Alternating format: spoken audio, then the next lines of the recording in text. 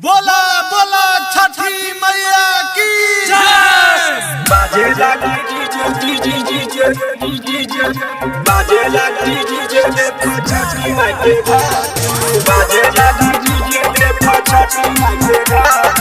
आप सुन रहे हैं निशांत स्टूडियो की शानदार प्रस्तुति। बाजे लगी डीजे देखो छठी माई के घाट छठी माई के घाट। बाजे लगी डीजे देखो छठी माई के घाट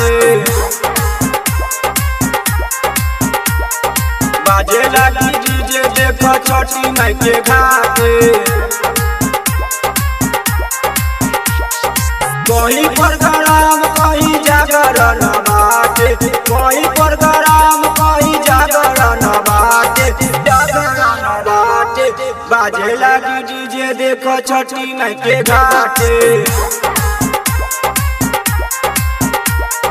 बाजे लगी डीजे देखो छठी माई के घाट। निशांत रिकॉर्डिंग स्टूडियो वाही चौक मुजफ्फरपुर। बाजे लगी डीजे डीजे बाजे लगी डीजे डीजे बाजे लगी डीजे देखो छठी माई के घाट बाजे लगी डीजे डीजे बाजे लगी डीजे देखो छठी माई के घाट। छठी माई के महिमा महान हवे चलो न देखल जाई हो सैया जी हमरो विदेशी हवे केकरा के संग हम जाई बहो केकरा के संग हम जाई बहो। छठी माई के महिमा महान हवे चलो न देखल जाई हो सैया जी हमरो केकरा के संग हम जाई बहो केकरा के संग हम जाई बहो। हमारो के ले चला सुन सखी काजल बाजे लगी डीजे देखो छठी माई के घाट मिक्स बाय सुजीत मासूम।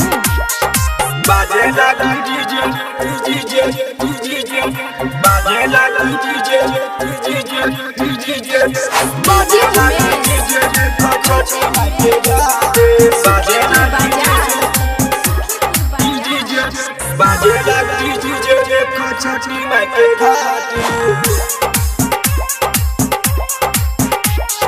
टिंकू देवरवा गाना गइले हम त देखे जाई बहो छोटे सुजीतवा हो डांस करिए हम त देखे जाई बहो हम त देखे जाई बहो।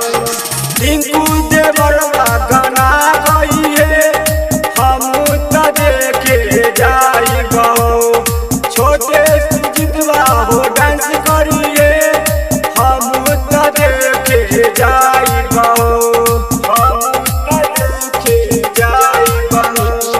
बाजे लगी डीजे देखो छठी माई के घाट सजल पंडाल देखो छठी माई के घाट। कहीं प्रोग्राम कहीं जागरण बाटे कहीं प्रोग्राम कहीं जागरण बाटे बाजे लगी डीजे देखो छठी माई के घाट बाजे लगी डीजे देखो छठी माई के घाट। प्रेजेंट बाय निशांत स्टूडियो छोटे लाल छोटे